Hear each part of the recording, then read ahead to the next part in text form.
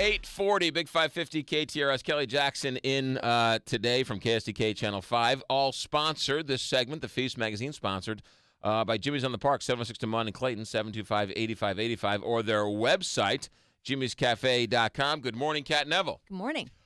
You are off to the Baltics? Yes, on Friday morning.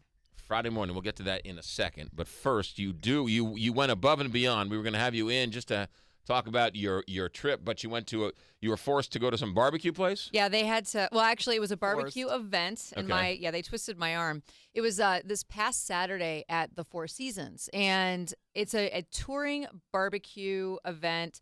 But barbecue really doesn't do what's happening here justice. Brady Lowe founded what is called Cochon 555, and it's a touring event that is designed to increase awareness of heritage breed animals and making the choice to not only raise them but also consume them, like what makes them so special. So what he does in the Cochon 555 format is he goes to local hog farmers and he sources a different breed of heritage hog from each of 5 different farmers. He gives that hog to 5 different chefs in whatever town he's in at the time, and then each of those chefs is tasked with using the entire hog, and then bringing that those dishes to this event, and then a panel of judges. I was one of the judges for the event. There were, I think, 20 of us.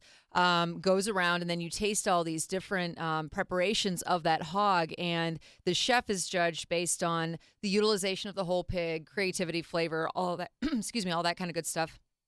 And so what came to St. Louis is the Cochon Heritage Barbecue. And so what he wants you to do, so where Cochon 555 might be kind of higher end, more fine dining preparations, what he wants out of the barbecue is kind of more, everyday, approachable types of cooking. And so the competing chefs were Gerard Kraft from Niche. Actually, it was Pastaria that was represented.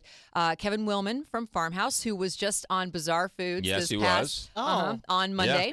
So I wonder what he cooked up then. Well, everybody did amazing work. Kevin Nashin, from Sydney Street Cafe, he was actually the winner, and he did a Korean barbecue. And so the thing is that they probably each did 7 different dishes, and each one was completely unique. And then Fabrizio, who's the chef at Cielo in the Four Seasons, and then a chef who actually from SPQR in San Francisco was brought in from San Francisco to also compete, and each chef did something completely, totally different. So the chef from SPQR, he actually made a pig blood pasta, which sounds strange, but but that's part of the challenge of utilizing the entire animal. So rather than wasting the parts that we consider to be unpalatable, unuseful, the challenge is to use this entire animal, respect this entire animal. And so he actually made a gremolata with the pig trotters.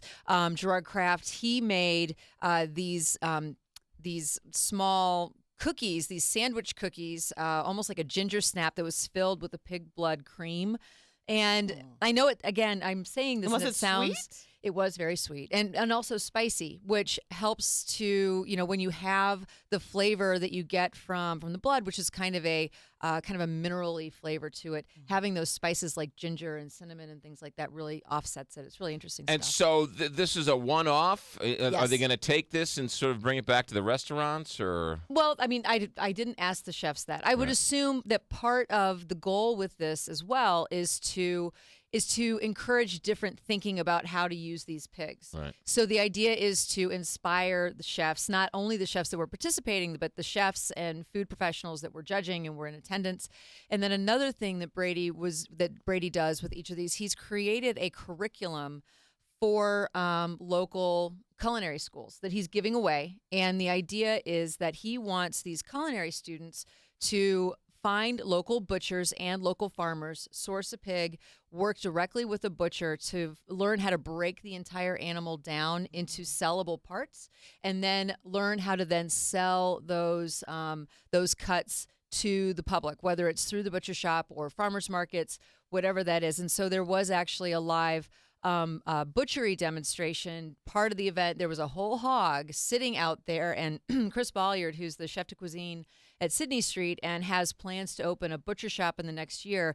He, along with... That would have been fascinating. It is fascinating. He, along with students from Le Cordon Bleu, broke down that entire animal during the event, and then they sold the cuts to people that were in attendance. So it's a really interesting... It's kind of... Sometimes you don't really think about it, but the way to save these heritage breeds is for us to eat them. Yes. Well, I have a question because my grandfather, who lived to be 93, he would eat pig's feet and pig ears.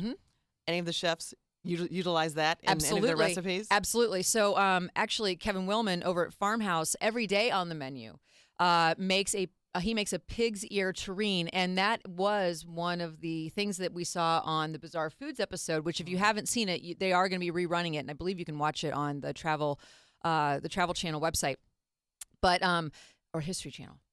I think it was Travel Channel. And so what he does is he takes those pig's ears and he braises them for hours and hours and layers it with these wonderful things. And then he makes a terrine out of it, slices it paper thin. And so you can have that every single day at Farmhouse, which is on Ivanhoe in South City.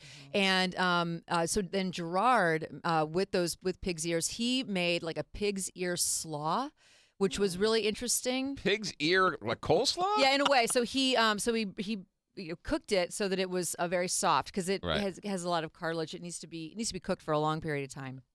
And then he sliced it into strips, and he tossed that with some other things, including a mayonnaise-based dressing. And it was very interesting. And then Kevin Nashin, he did pig skin noodles in his Korean soup. That sounds interesting. Yeah, I mean, they also used the muscle meats. They also did, like... Did the pig taste differently because it was locally raised or well, all the locally different fed? breeds yield very different types of meat. And so, for example, Kevin Willman, he kind of said that I believe he had a large black, which is a particular breed of obviously large hog. And he said that his had tons of fat, like way more fat than he expected. So he did a lot of lard preparations, including these handmade tortillas that he used the lard from those hogs to make the tortillas. All right.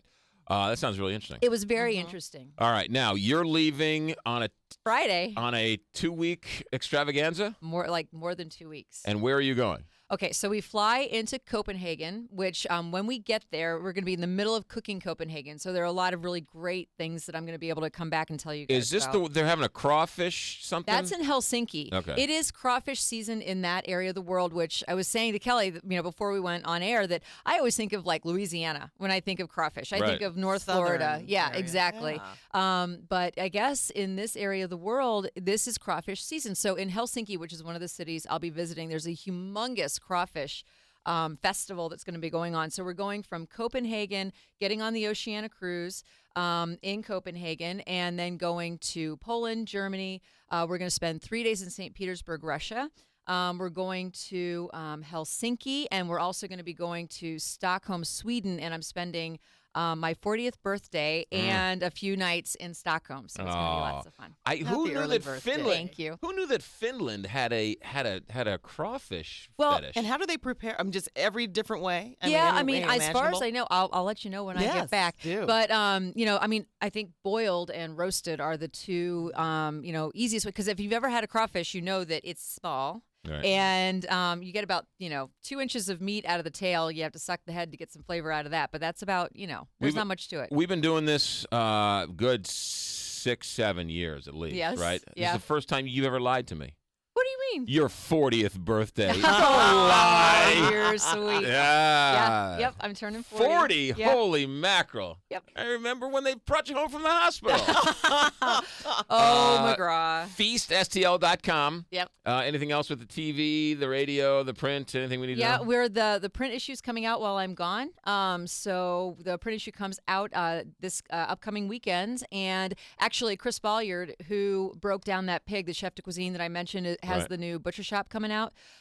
We have a cover story on him and kind of his journey from chef de cuisine to this new phase in his life. Do you ever go to the store or the magazine rack, Kelly Jackson, and the feast is gone? Oh, I'm sure Yes. all the It time. happens all the time. Yes. We can solve that problem for you. And how? If you subscribe to the Sunday St. Louis Post-Dispatch, they'll deliver it straight to your front door when it comes out. That's actually a good deal. The I Feast love Magazine. Feast, Kat. Thank you. Thank it is you.